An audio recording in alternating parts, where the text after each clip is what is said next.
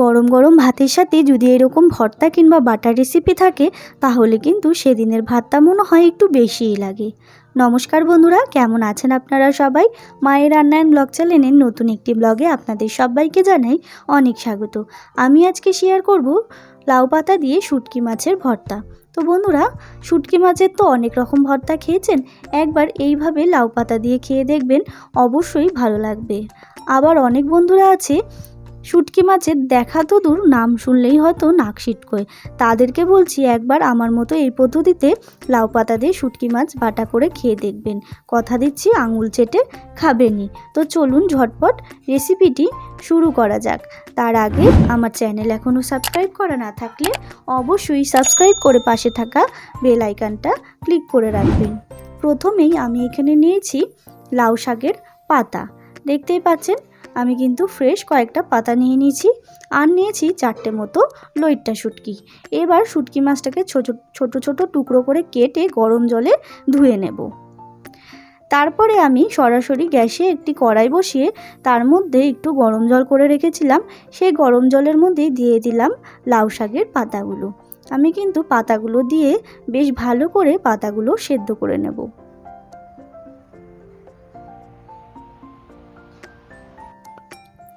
তো দেখুন বন্ধুরা, কিছুক্ষণ পর ফিরে আসলাম, ওই 10 থেকে 15 মিনিট, তার মধ্যেই কিন্তু পাতাগুলো সেদ্ধ হয়ে গেছে। এরপর আমি জল ঝরিয়ে রেখে দেব। তারপর আবারও আমি গ্যাসে কড়াই বসিয়ে দিয়েছি, তার মধ্যে দিয়ে দিচ্ছি পরিমাণ মতো সর্ষের তেল।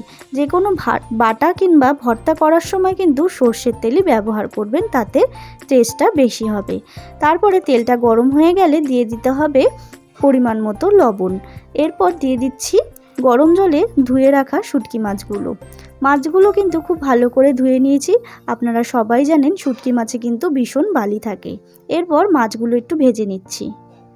তো দেখুন মাছগুলো একটু ভেজে নেওয়ার পরে দিয়ে দিলাম কয়েকটা রসুনের কোয়াগুলোও কিন্তু আমি একটুখানি ভেজে নিচ্ছি।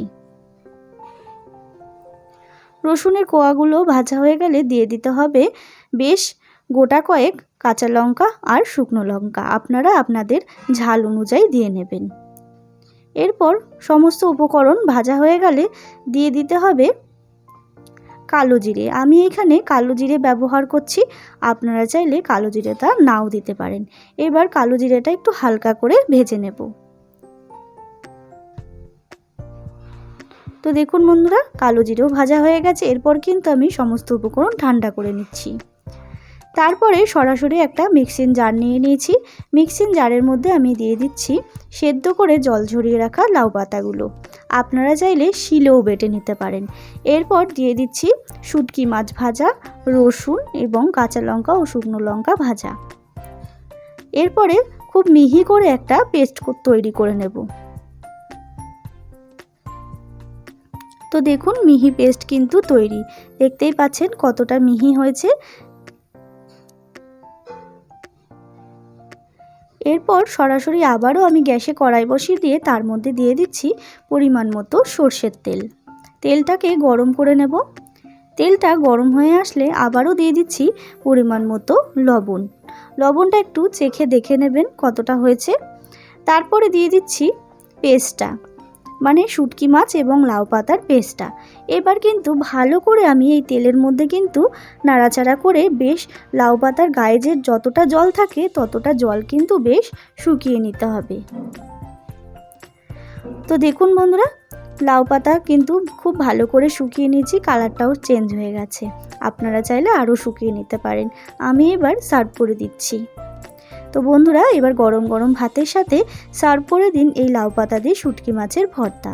আমার এই রেসিপিটা কেমন লাগলো অবশ্যই কমেন্ট করে জানাবেন, এবং ভালো লাগলে অবশ্যই একটা লাইক শেয়ার করবেন। আমার যারা নতুন বন্ধুরা আছে তারা অবশ্যই চ্যানেলটাকে সাবস্ক্রাইব করে আমার পাশে থাকবেন। দেখা হবে নতুন একটি রেসিপির সাথে, নতুন একটি ব্লগে। ততক্ষণের জন্য ভালো থাকবেন, সুস্থ থাকবেন। ধন্যবাদ।